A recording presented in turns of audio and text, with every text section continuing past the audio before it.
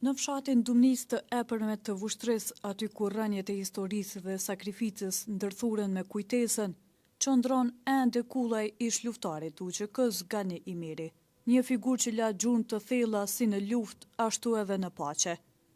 Për të sjellë më afër jetën dhe veprën e tij, djali i tij Arjani ka rrëfyer për paparacin kujtimet më të veçanta që lidhen me babain e tij. Fillimisht ai na mirëpret në Odën e Kullës. Unë jam Arjan Imiri, i biri Gani Imirit. Këtu jena fshatin Dumnice e epër me Vushtris, jemi para kullës Gani Imirit.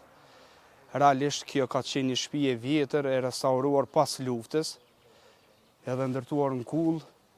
Dumnica është vend i rezistencës, vend ku janë strehu për mbi 10.000 refugjat gjatë luftës së lavdishme të UÇK-s në vitet 98 dhe 99. Pe këtij vendi ka ndolë shumë burra, ka ndolë shumë djemë të zot që kanë kontribu për atë dhe për vend. Për këtij vendi ka ndolë komandanti Gani Imiri. Tash jemi të himë rana në kullë, me tregu udën për brenda se si është e rregulluar. Kjo është uda ku ka qëndru burrat këtu, ku kanë qëndru babi, babgjyshi, mindjer, me gjithë vllazën, me koshërim, me afërm familjar, vendi ku kanë qëndru luftarët të UÇK-s. Në muret e kësaj ode janë të varura fotografi që flasin më shumë se fjalët. Secila prej tyre mbart një histori, një moment nga jeta e komandant Ganiut. Arjani ndalet pranë tyre dhe rrëfen emocionet e kujtimet që lidhen me secilën. Në këtë pjesën këtu janë të vendosura fotografi të luftës, fotografi të ushtarëve të UÇK-s, që kanë kuptime dhe domethënie shumë të rëndësishme. Këtu janë celulat e para të UÇK-s në zonën operative të Shalës.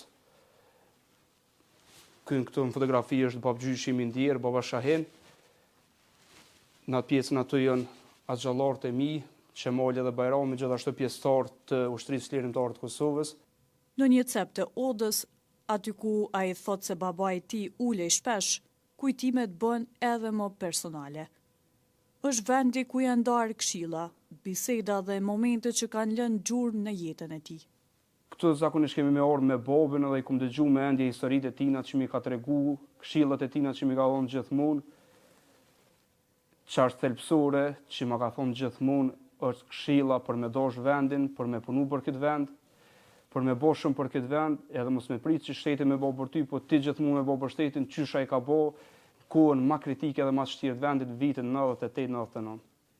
Në fund të rrëfimit, Arjani përcjell një mesazh për të gjithë shqiptarët, brenda dhe jashtë Kosovës. Nga kulla e Dumnicës, kulla Gani Imirit, zëri i babit do të jehoj gjithmonë, ruani nderin, qëndroni të bashkuar dhe çojeni në vend amanetin për çka është derdhur gjaku për këtë liri.